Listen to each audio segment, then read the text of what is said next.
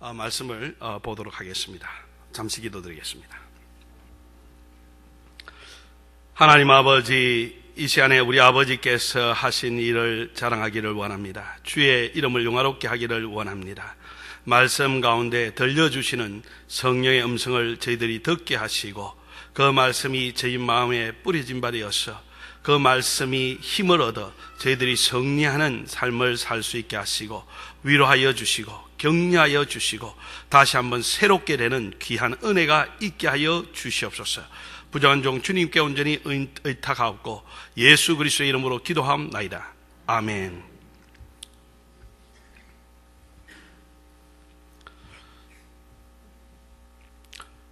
아이젠하워라고 하는 분이 이런 말을 했습니다.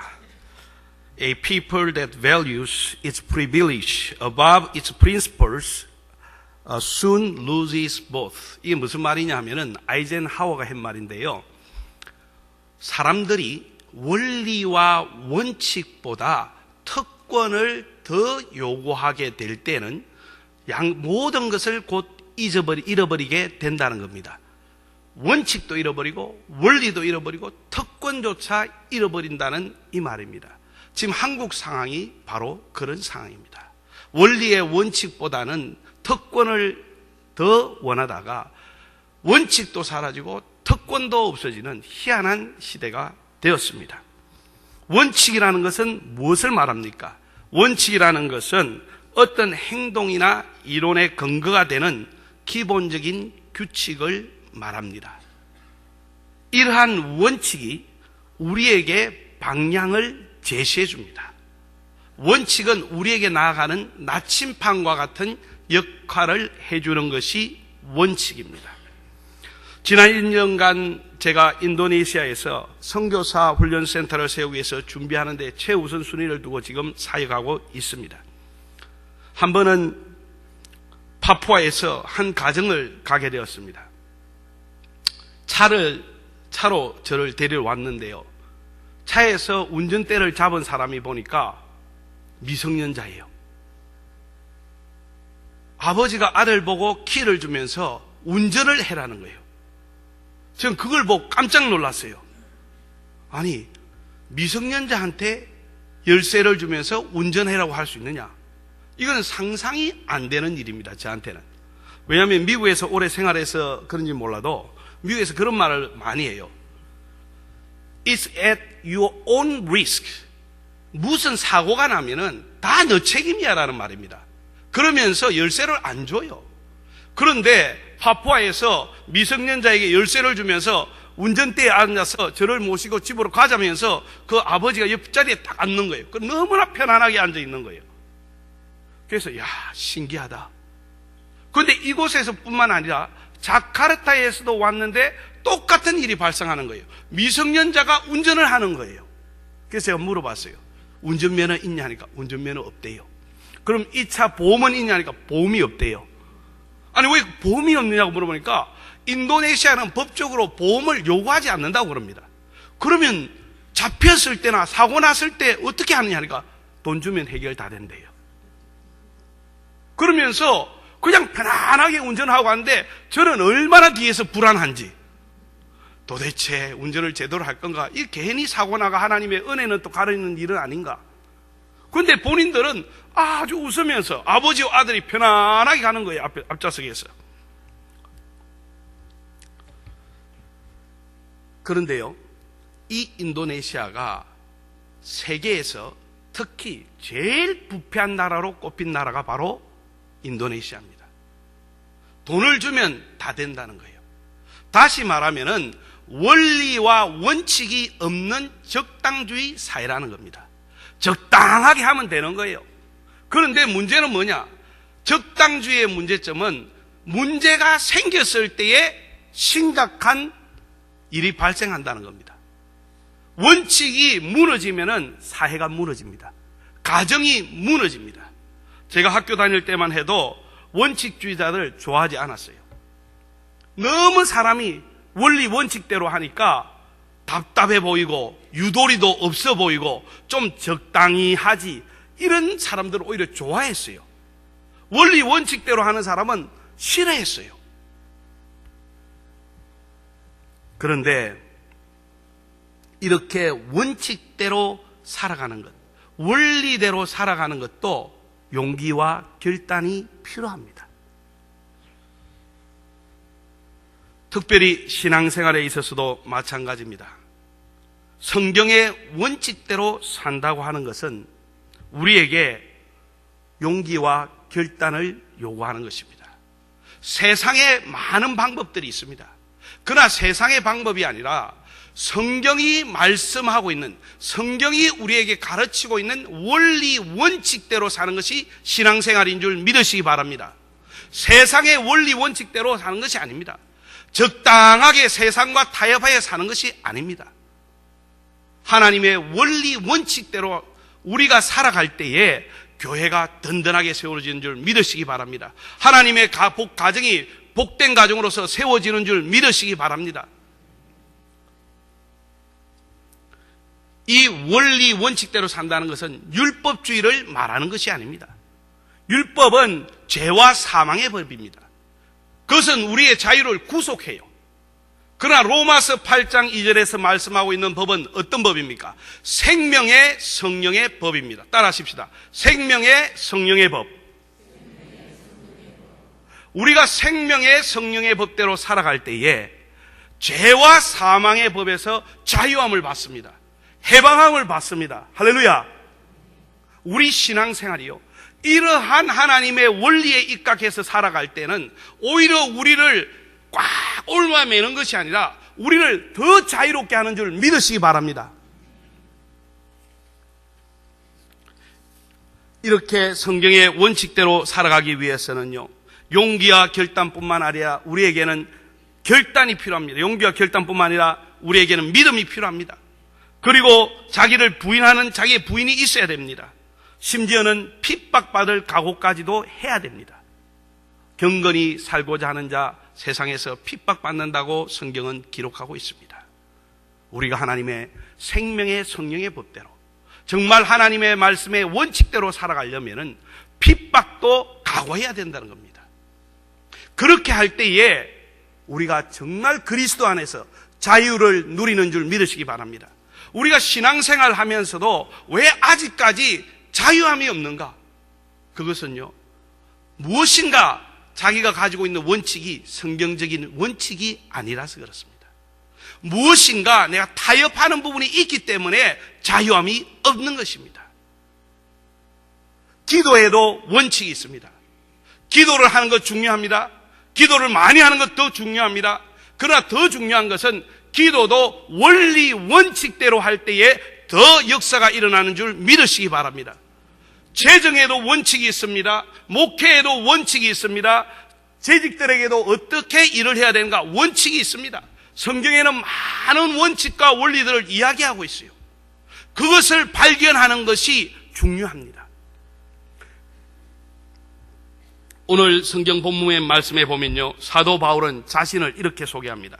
16절의 말씀에 보면요, 사도 바울은 이 은혜는 곧 나로 이방인을 위하여 그리스도 예수의 일꾼이 되어 하나님의 복음의 제사장의 직분을 하게 하사 이방인을 제물로 드리는 것이 생명 안에서 거룩하게 되어 받으실 만하게 하려 하심이라. 사도 바울이 한 가지 이야기합니다. 내가 이방인을 위한 복음의 제사장이 되었다는 겁니다. 이방인을 위한 복음의 제사장이 된 것은 전적으로 하나님의 은혜로 되어졌다는 겁니다. 여러분, 재직이라는 것은 직분을 맡은 모든 사람을 재직이라고 그럽니다. 목회자와 장로님, 권사님, 집사님, 선교사 모든 직분을 받은 사람을 재직이라고 그래요. 이 직분은 전적으로 하나님의 은혜로 주어진 것을 믿으시기 바랍니다. 내가 잘나서가 아니에요. 사도 바울이 한 가지 여기에서 분명히 말하고 있는 것은 이방인을 위한 복음의 제사장이 된 것은 곧 하나님의 은혜라. 여러분, 받으신 직분 하나님의 은혜인 줄 아시기 바랍니다. 은혜로 귀하게 여기시기를 바랍니다. 사도 바울은요, 은혜로 받은 이방인을 위한 복음의 제사장, 이것이 바로 다른 말로 하면은 선교사입니다. 사도 바울은 선교사로서 원칙을 가지고 있었습니다. 오늘 본문에 보면은 그 원칙이 몇 가지 나옵니다. 첫 번째는 어떤 원칙이냐? 18절에 보니까 이렇게 기록하고 있습니다. 그리스도께서 이방인들을 순종하게 하기 위하여 나를 통하여 역사하신 것 외에는 내가 감히 말하지 아니하노라. 그 일은 말과 행위로 19절에 표적과 기사의 능력으로 성령의 능력으로 이루어졌으며, 사도 바울이 많은 일을 했어요. 그 일을 자랑하기를 원합니다. 그런데 이 일은 어떻게 되어진 것이냐? 바로 19절에 보니까 성령의 능력으로 되어졌다는 겁니다. 그래서 사도 바울의 선교 원칙 중에 첫 번째가 뭐냐면은 오직 성령의 능력을 힘입는 선교의 원칙입니다. 예수님께서도 뭐라고 말씀하셨습니까? 너희는 내 정인이래라. 땅끝까지 이르러 내 정인이래라. 땅끝은 이방을 말합니다. 이방의 복음의 제사장이 되기를 나는 원한다. 그런데 이를 위해서 너희들에게 꼭 필요한 것이 있는데, 그것이 뭐냐? 성령이 임하면 너희가 권능, 그것은 영어로 보면 파워예요. 번역하자면 능력입니다. 성령의 능력을 받아서 정인이 되라는 겁니다. 선교의 최고의 원칙은 뭐냐면은 성령의 능력으로 하는 선교입니다. 그런데 지금 선교들은요, 성령의 능력으로 하지 않는 선교가 너무나 많습니다. 세계에서 가장 무슬림이 많이 사는 국가는 인도네시아입니다. 중동이 아닙니다. 인도네시아가 가장 모슬람이 많이 있는 곳이 바로 국가가 인도네시아입니다. 인도네시아는 인구가 세계에서 네 번째로 많은 국가입니다. 이 국가의 인구 중에 82%가 무슬림입니다. 그 82%의 무슬림인데 그 중에서도 64%의 인구는 복음을 한 번도 들은 적이 없는 사람들입니다. 복음이 한 번도 전거되지 않는 종족이 무려 223개 종족에 이릅니다. 그만큼 복음이 필요한 국가가 어느 나라냐? 바로 인도네시아입니다. 제가 오늘 여기에 보면 방가이에 간 것을 사진에 올렸습니다. 자카르타에서 집회를 끝내고 식사를 하게 되었는데 어떤 분이 참석을 하게 됐어요. 그분이 참석하자마자 제게 하는 이야기가, 제가 여러 달 동안 기도를 하고 있었는데, 왜 기도를 하고 있었습니까? 방가이라고 하는 제 고향이 있는데 그곳에 교회가 한 군데가 있는데 그곳에 창립 기념 예배를 드려야 되는데 강사로 오실 분을 놓고 몇 달간 기도해 왔다는 겁니다. 선교사님, 와서 집회 좀 해줄 수 있습니까? 기도를 하고 찾았는데 저하고 만났다는 거예요. 그럼 여러분 어떻게 되겠습니까? 그것이 하나님이 예비하신 것 같습니다. 제가 가겠습니다. 그때는 방가이가 어디에 붙은 섬인지도 몰랐어요. 그래가지고 그것을 결정하고 필리핀에 돌아가서는 방가이 섬을 찾아봐가지고 조사를 좀 하려고 하니까 자료가 하나도 없어요. 외국 사람이 한 번도 안 들어간 곳이에요. 사진 하나 안 띄워져 있어요. 그래서 지도에서 찾아봤어요. 도대체 어디 있나? 아주 태평양 가운데 있는 작은 섬이에요. 크기가 어느 정도 되느냐? 영도만 해요. 그런데 그곳까지 가는 길을 보니까 비행기를 몇 번을 갈아타가지고 비행시간만 10시간이 걸려요. 그 가까운 공항에서 내려서 배로 9시간을 들어가야 되는 거예요. 제가 지금 섬생활 한 지 3년이 되었습니다. 제가 한국에서 자연인이라는 방송을 제 아버님과 자주 보는데 저도 자연인입니다. 섬에서 3년간 생활을 하고 있는데, 아니 섬에 가게 되었는데 보니까 9시간은 그래도 안 타봤어요.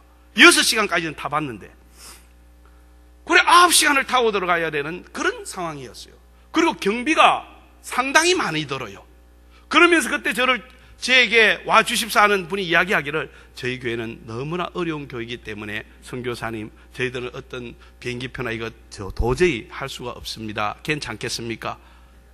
하나님께서요, 2명 모인 곳에라도 가라고 하면 저는 갑니다. 성령께서 원하시는 곳이면 가리지 않아요. 숫자가 중요한 것이 아닙니다. 중요한 것은 내가 성령의 인도하심을 따라 가느냐 안 가느냐가 중요한 거예요. 일은 하나님께서 하시기 때문에. 할렐루야. 그래서 가는 길에 거기만 갔다 오기에는 상당히 그래요. 그래서 집회를 2군데 더 잡은 겁니다. 어느 곳에 잡았느냐? 마카살이라고 하는 지역과 파푸아에 우리가 선교사를 보내었으니까 가는 길에 그곳까지 가서 선교사들이 어떻게 적응하고 어떻게 하고 있는지도 보고 격려도 해야 되겠다 해서 2군데 들렸다가 방가이로 가는 그 코스를 잡은 거예요. 그래서 가는 길에 마카살에 아무도 아는 사람이 없으니까 소개받아 어떤 목사님을 알게 됐어요.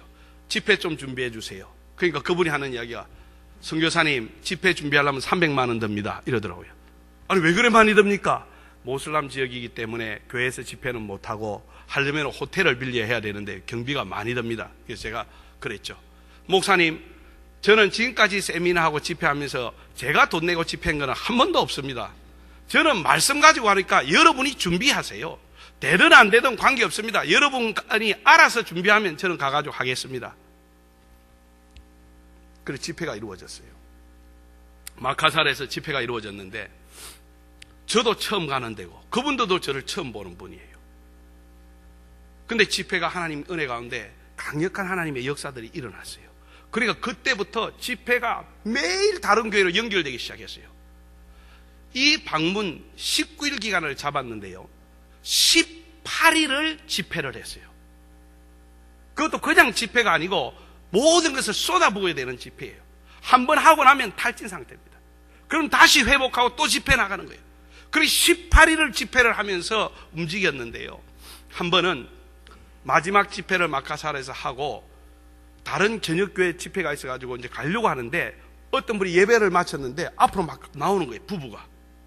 이 부부가 나와서 이야기하기를, 선교사님, 이 사람이 제 남편인데요, 정신 이상자입니다. 정신 이상자인데 앉아서 말씀을 들으면서 자꾸 하나님의 종이다 이러더래요. 그래서 데리고 나온 거예요. 그러면서 자기가 앞으로 나온 거예요. 기도받겠다고. 그래서 딱 봤는데 이거는 귀신이 들린 거예요. 여러분, 이 선교지에는요, 악한 영의 역사가 굉장히 많습니다.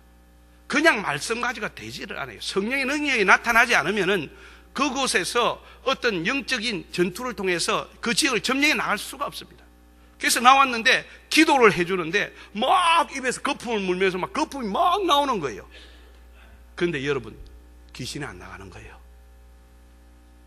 정신이 돌아오지 않는 거예요. 막 역사는 일어나는 것 같은데 제 마음이 어떻겠어요? 엄청 무거운 거예요.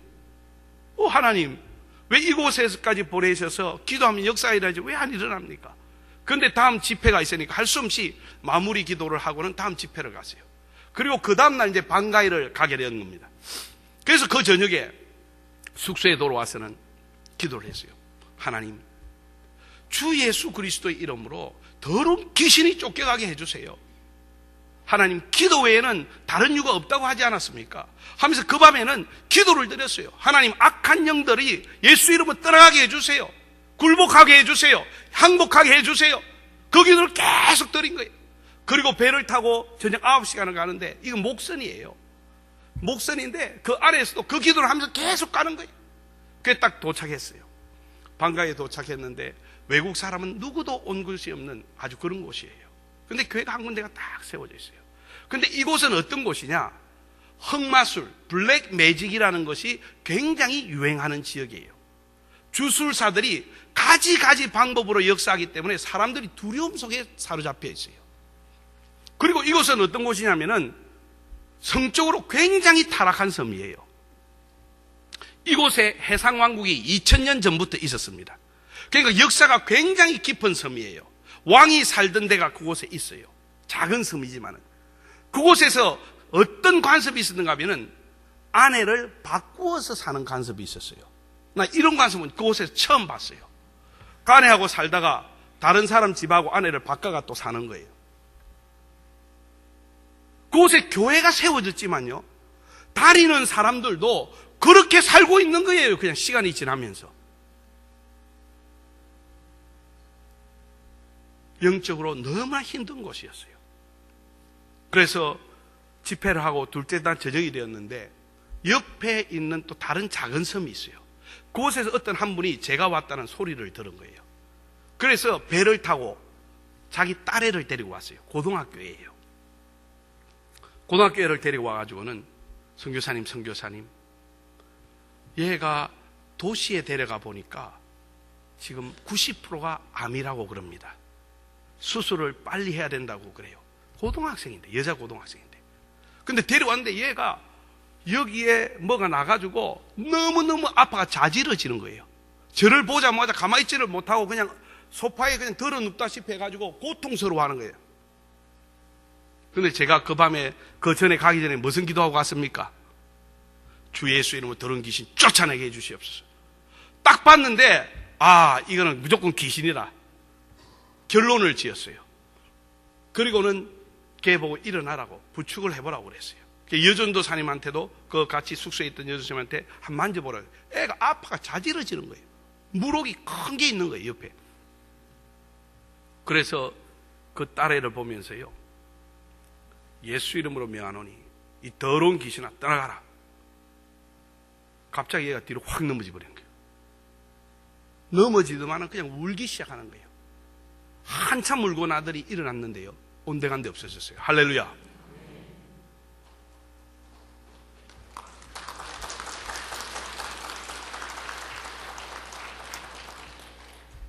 그래서 제가 그 부모에게 물어봤어요.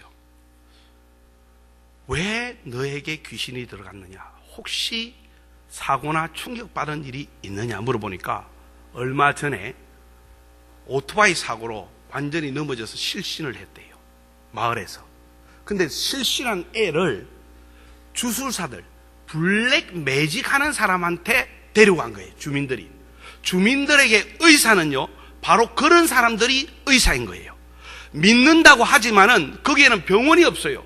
그러니까 그곳에는 믿는다고 하는 신앙을 가지고 있으면서도 병이 들면은 주술사한테 당연히 데려간 거예요. 애가 넘어가 실신을 하니까 이 블랙 매직을 하는 주술사에다 애를 데려간 거예요. 그게 무슨 일이 일어났겠어요? 그래서 또 물어봤어요. 혹시 누구를 용서하지 못하고 미워하는 마음 가진 거 없느냐? 얘가 이야기하기를, 제가 고등학생인데 도시에서 지금 공부를 하고 있는데 우리 어머니가 섬으로 다시 돌아와가지고 나를 도우고 너희 동생들 애기들 돌보고 집 청소하고 이런 거 다 해라고 학교 다니지 말고 돌아오라고 계속 하는 바람에 얘는 어머니를 너무너무 미워한 거예요. 그 안에 미움이 꽉 차 있었던 거예요. 미움을 가진 상태에서 주술사에게 가버렸으니까 완전히 영적으로 문이 열려서 이 마귀가 역사할 수 있는 모든 환경이 다 되어 있었던 거예요. 여러분,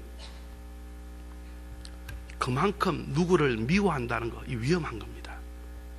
주님의 가르침에 용서가 왜 있느냐? 용서를 할 때요, 내가 자유로워지는 줄 믿으시기 바랍니다.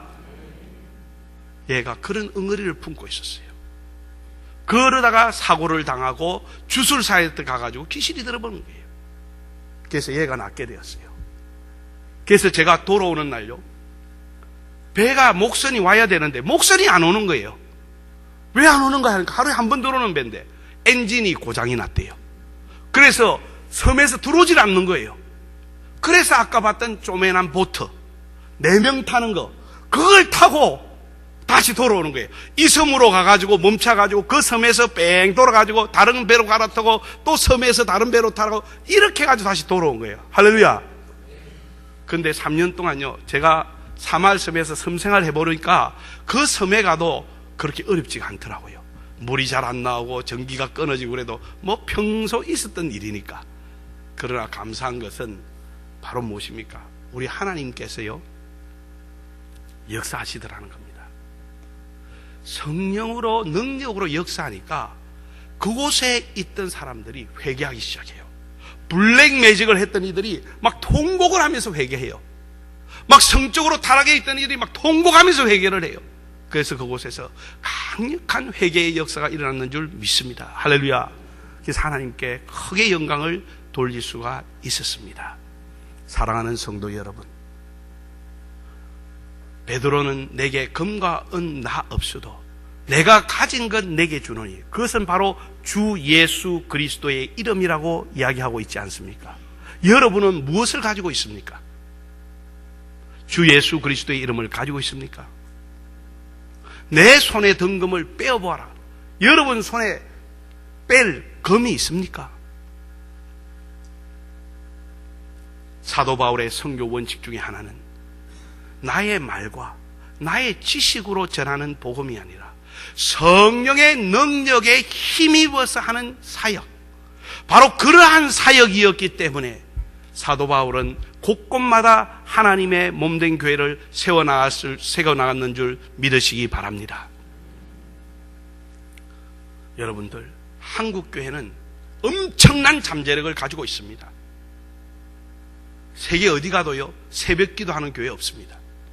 한국에 부어주신 놀라운 은혜가요, 바로 새벽 기도의 은혜인 줄 믿으시기 바랍니다. 여러분은 여기 있어서 모르지만은 하나님은 이 한국교회에 엄청난 것을 주셨어요. 세계에서요, 한국교회 선교의 복음의 제사장이 되는 놀라운 직분도 한국에 주셨는 줄 믿으시기 바랍니다. 여러분 자부심 가져도 돼요. 하나님께서요, 엄청난 은혜를 내려주셨습니다. 이 구독교회가 또 그러한 사명을 감당할 줄 믿습니다. 두 번째 선교의 원칙은 무엇이었냐 하면은 프론티어 선교의 원칙입니다. 프론티어라는 게 무슨 말입니까? 최전방 또는 변방 선교라는 겁니다. 19절 20절의 말씀에 보면요, 뒷부분에 보겠습니다. 내가 예루살렘으로부터 두루 행하여 일루리곤까지 그리스도의 복음을 편만하게 전하였노라. 사도 바울이 고백합니다. 예루살렘에서부터 일루리곤까지 복음을 편만하게 전했다는 거예요. 예루살렘에서 일루리곤까지가 얼마 되느냐 하면 약 2000km가 됩니다. 서울에서 부산이 어느 정도 됩니까? 400? 450? 그러니까 이거 한 4배 되겠죠. 그 거리를 사도 바울이 뭐라고 하느냐? 편만하게 복음을 전했다. 편만하다는 말은 복음으로 꽉 채웠다는 거예요. 그 지역을. 몇 년 만에 10년이 채 안 되는 선교 생활 가운데 2000km의 거리를 복음으로 꽉 채우는 일을 했다고 고백하고 있는 거예요. 그러면서 20절에 23절의 말씀해 보세요. 이제는 이 지방에 일할 곳이 있다고요, 없다고요? 없다는 겁니다. 이 지방들에 일할 곳이 없을 정도로 이제는 복음을 충만하게, 편만하게 이제는 전개했다는 거예요. 상식적으로 이해가 안 되는 말입니다. 어떻게 이 모든 곳에 복음을 가득 채웠다고 말할 수 있습니까?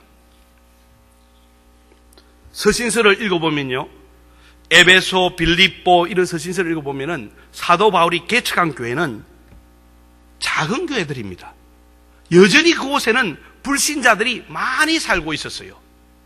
그런데도 불구하고 사도 바울은 이곳에도 일할 곳이 많다고 하지 않고 이곳에 일할 곳이 없다고 이야기하고 있는 거예요. 여러분 상식적으로 이해가 가십니까? 그곳에 복음을 다 전했다는 거예요. 부산으로 따지면은 부산 전역에, 한국 전역에 복음을 다 전했다는, 편만하게 10년도 채 안 되는 선교 생활에. 이 말이 안 되는 거거든요. 그런데 이것을 어떻게 봐야 되느냐? 관점의 차이입니다. 관점. 선교사의 관점과 목사의 관점은 틀립니다.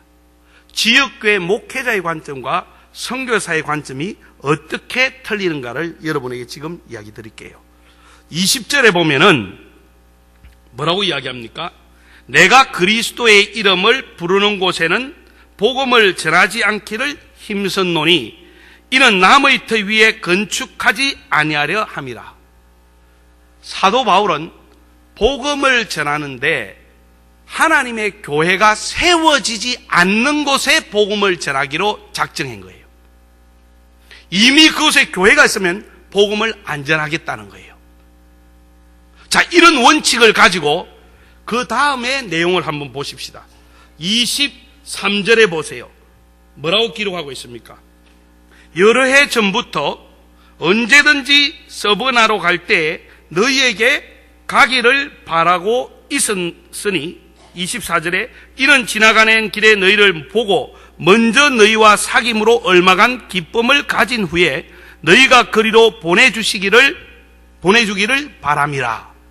자, 로마서는요, 사도 바울이 로마 교회에 보낸 편지입니다. 로마 교회를 방문하기 전에 내가 이렇게 갈 것인데 하면서 보낸 편지예요. 이 편지에 뭐라고 이야기하고 있습니까? 내가 로마를 가겠다는 거예요. 가기는 가는데 뭐 하러 가겠다는 겁니까? 그곳에 있는 교회를 격려하고 하나님의 말씀으로 다시 세우고 그러한 목적으로 가겠다는 거예요. 로마에 가서 교회를 개척하겠다는 겁니까? 아닙니까? 개척하겠다는 말이 아니에요. 나는 그곳에 가서 있는 교회와 교제하겠다는 거예요. 그리고는 어떻게 하겠다는 겁니까? 로마를 거쳐서 서버나로 가겠다는 겁니다. 서버나는 지금의 스페인입니다. 내 목적지는 스페인이라는 거예요.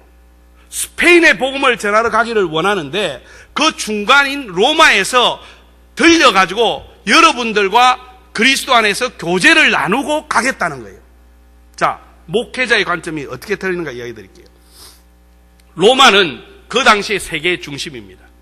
그곳에 교회가 있었지만은 많지 않아요. 목회자의 관점은 뭡니까? 가서 교회 하나 더 세워야지.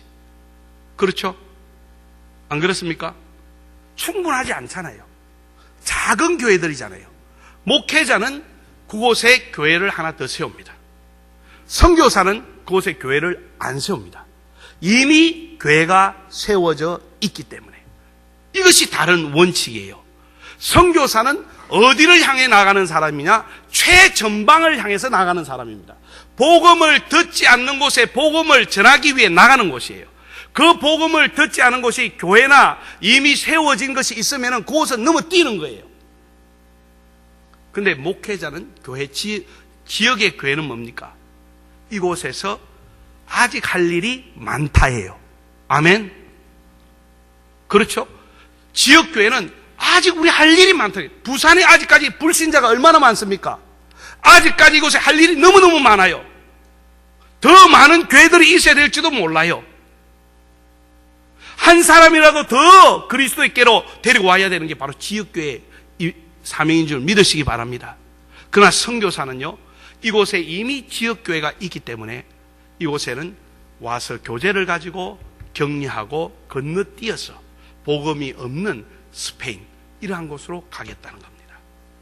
제가 선교 생활을 하면서요, 가장 어려운 문제가 뭐냐면은, 이곳에도 할 일이 그래 많은데, 이곳에도 믿지 않는 사람이 많은데, 굳이 뭐 한다고 선교를 해야 되노?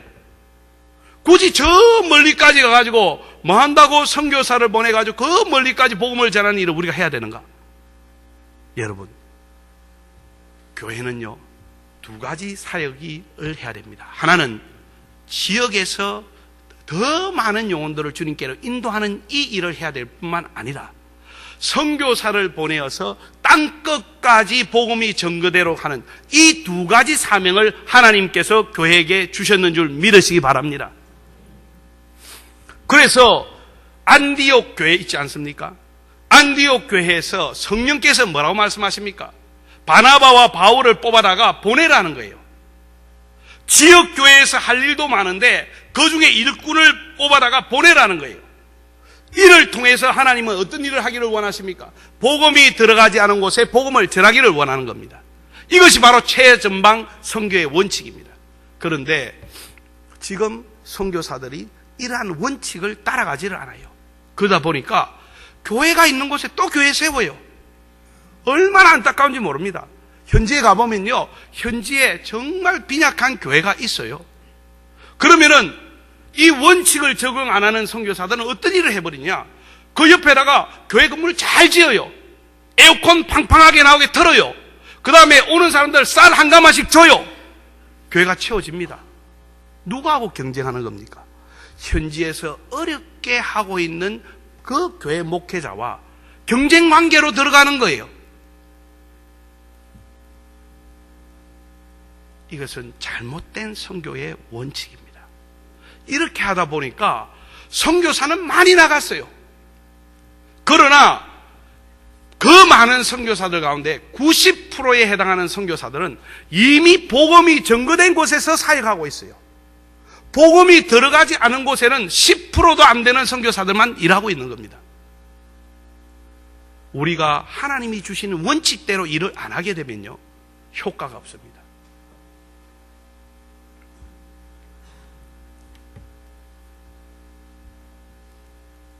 사도 바울은 오직 성령의 능력에 힘입어서 하는 선교의 원칙, 어째든지 최전방, 복음이 증거되지 않은 곳, 선교사를 환영하지 않는 곳, 선교사가 들어오기를 원치 않는 곳, 선교사가 들어오면 핍박하는 곳,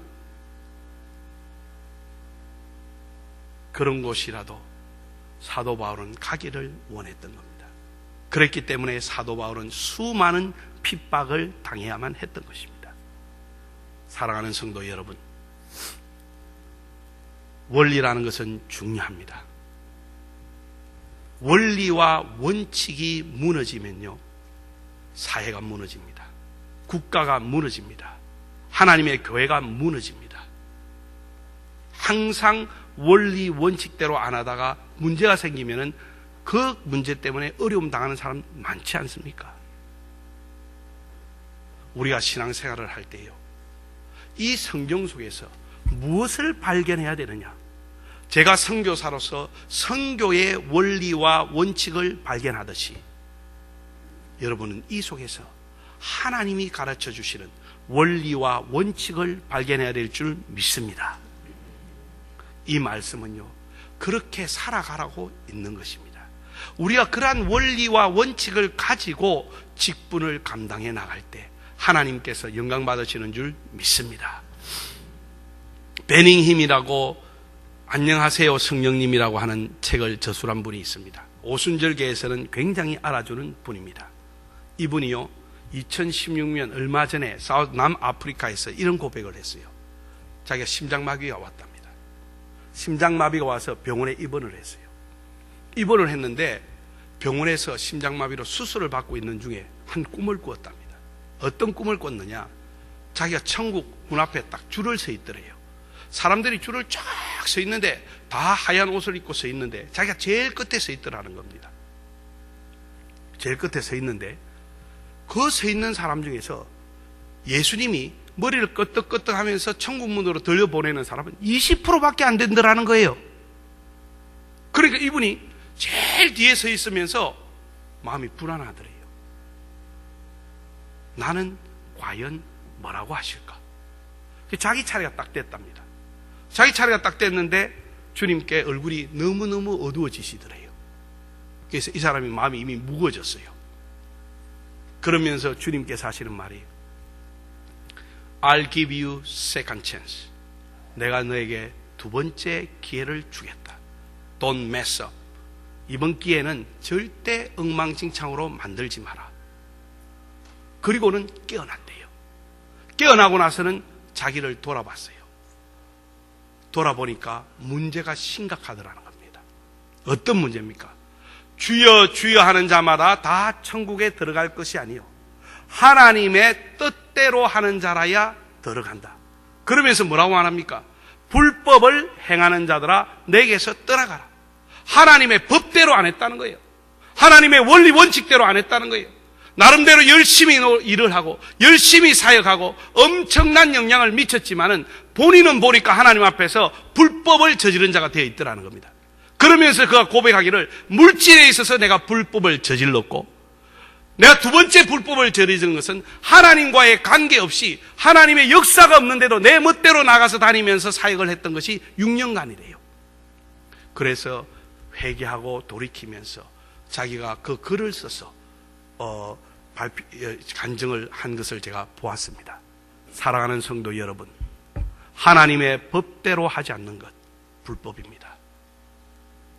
하나님의 뜻대로 하지 않는 것 하나님 기억하지 않으십니다. 하나님의 말씀하시는 성경의 원리 원칙대로 해 나아갈 때에 우리 하나님 앞에서 정말 받으시는 아름다운 산 제물이 되는 줄 믿습니다. 맡겨준 자에게 구하는 것은 충성이라고 이야기했습니다. 우리는 충성해야 합니다. 그러나 더 중요한 것은 하나님의 말씀의 원리 원칙대로 우리가 충성해 나갈 때 하나님께서 기뻐 받으시는 줄 믿습니다. 다 같이 기도하겠습니다. 이 시간에요, 우리 기도하실 때 하나님, 여러분 가운데도 아마 두 번째 기회를 받고 계시는 분들 있을 겁니다. 두 번째 기회. 이번 기회는 절대 엉망으로 만들지 말고 어쨌든지 하나님의 말씀의 원리 원칙대로 그 말씀 생명의 성령의 법을 붙잡고 그 법대로 나가려고 하는, 그 법대로 충성하는 그러한 재직이 되게 해달라고 우리 다 같이 기도하십시다. 그리고 이 재직의 직분은 하나님의 전적인 은혜로 주어진 겁니다. 사람이 여러분을 택한 게 아니에요. 사람이 여러분을 원해서 그 직분 준 거 아닙니다. 하나님의 전적인 은혜입니다. 그 은혜가 직분이 크든 작든 간에 그것을 은혜로 여기시고 여러분들이 충성할 때에 여러분 안에 더 큰 은혜가 임하는 줄 믿습니다. 주님, 이 직분 은혜로 감당하게 해주세요. 주님, 이 직분 제게 주신 두 번째 기회로 알고 하나님의 원리 원칙대로 하나님의 뜻대로 행하는 삶이 되게 도와주세요. 하나님, 내 힘과 능력으로 하는 것이 아니라 성령의 힘과 능력 의지에서 이 사명 감당할 수 있게 해주세요. 우리 다 같이 이 시간에 통성으로 기도하겠습니다. 다 같이 기도하십시다. 할렐루야. 하나님 아버지, 이 시간에 아버지 하나님, 저희들 재직 아버지 하나님 헌신 예배로 주님 앞에 모인 가운데 있습니다. 아버지, 직분을 맡은 자로서 구할 것은 떠난 것 충성이라고 말씀하셨습니다. 하나님이여, 우리가 충성할 때에 무엇보다도 아버지 이 직분을 귀하게 여기게 하여 주시옵소서. 하나님의 은혜로 받은 직분임을 알게 하여 주시옵소서. 내가 아버지 하나님이여 구하고자 해서 그 주신 것도 아니요, 내가 얻고자 해서 받은 것도 아니요, 내가 잘났어도 아니요, 아버지 하나님 전적인 하나님의 거저 주시는 은혜로 바른 직분임을 알게 하여 주시옵소서. 그러므로 이 직분을 아버지 귀한 은혜로 여기고 아버지 하나님이여, 저희들이 이 한 해도 은혜의 직분을 감당할 수 있도록 하나님 역사하여 주시기를 간절히 기도를 드립니다. 아버지 하나님, 그러므로 이 은혜로 아버지 하나님이여 그대 충만하여서 은혜로 감당하는, 은혜로 알고 은혜로 나가는 직분을 해나갈 때에 아버지 하나님이여 이들 안에 더 풍성한 하나님의 은혜가 있게 하여 주시옵시고 지금까지 경험하지 못한 그러한 하늘의 놀라운 은혜가 임하는 역사가 있게 하여 주시기를 간절히 기도를 드립니다.